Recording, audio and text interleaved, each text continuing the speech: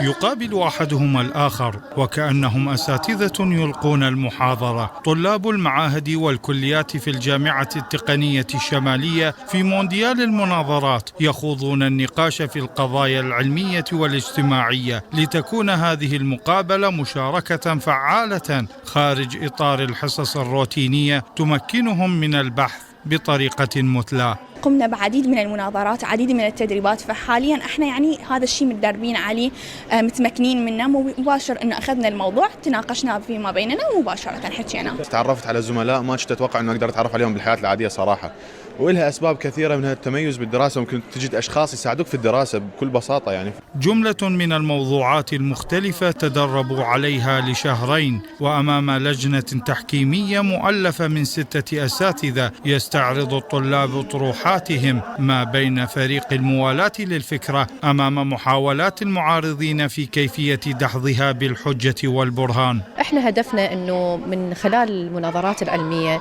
هو تنمية مهارات الطالب وكذلك قدراته، وأيضا ثقافة الحوار واحترام الرأي وتقبل الآخر كذلك. هنا في المناظرات الثقافية فإننا سننمي لديه موهبة الابتكار والإبداع، هذه هي النقطة الرئيسية، وإن كانت نقطة غير مباشرة لكنها منظورة في المستقبل القريب إن شاء الله.